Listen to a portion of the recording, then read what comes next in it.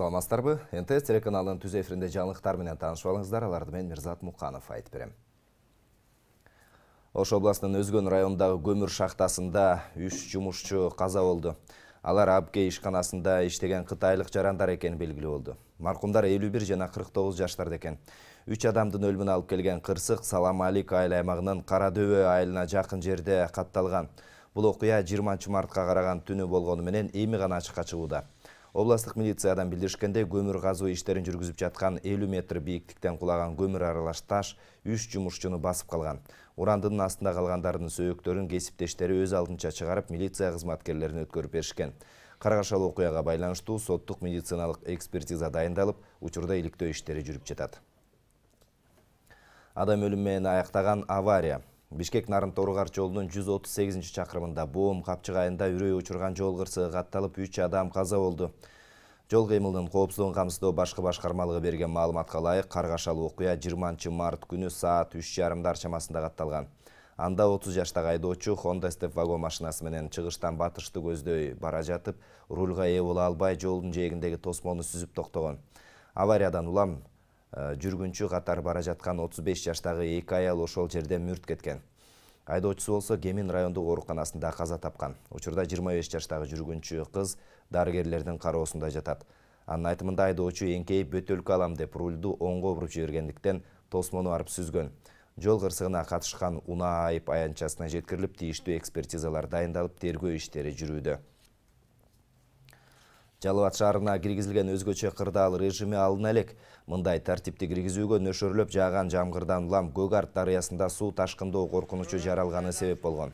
Өзгөчө кырдаалдар министрлигинин маалыматына караганда, 10 коргоочу тосмонун сол жээгинин 20 метрин суу жеп Жалал Абад шаарындагы турак жайларды жана мекемелерди каптап кетүү коркунучун келтирген. Буга байланыштуу 18 мартта Жалал Абад шаарына өзгөчө кырдаал режими киргизилген. Акыркы 3 күндөн бери өзгөчө кырдаалдар министрлигинин шаардын жарандык коргонуу кызматтарынын, областык сел жана суу ташкындарын алдын алуу агенттигинин кызматкерлери суунун нугун бөгөөчү таштарды алып келип, жээк бекемделип жатат. Ал жерде азыр 20 чукул атайын техника иштеп жатат.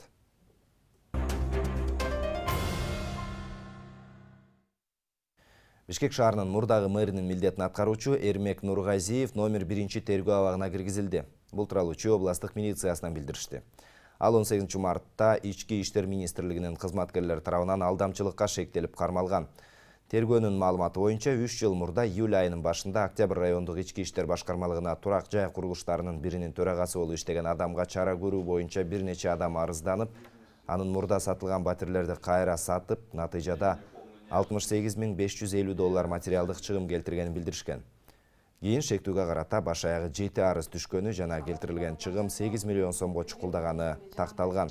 Эрмек Нургазиев Бишкек шаарынын мэринин милдетин аткаруучу болуп, былтыр 9 февралда дайындалган. Бирок кала тургундарынын нааразычылыктарынан улам бул кызматта бир күн да отурган эмес.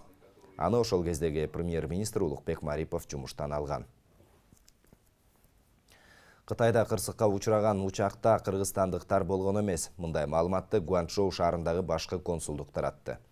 Кече кошуна өлкөнүн Гуанси Чуан автономиялуу районуна караштуу Учжоу шаарынын Тен округуна China Eastern Airlines авиакомпаниясынын Boeing 737 самолету кулап түшкөн.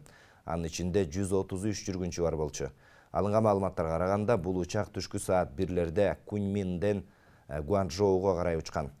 Ал Учжоу аймагына жеткенде аба кемеси ылдамдыгын кескин азайтып, багытын жогото баштаган. Кийин радар экранынан көрүнбөй калган. Кырсык болгон сааттарда эле учак кулаган аймак аныкталып, куткаруучулар тартылган. Азырынча тирүү калгандар же кырсыктагандардын сөөктөрү табыла элек. Окуя тоолуу аймакта болгондуктан жүргүнчүлөрдү жана экипаж мүчөлөрүн издөө иштери бир топ тоскоолдуктарды жаратууда. Акыркы сааттарга алынган маалыматтар мына ушулар. Саламатта туруңуздар.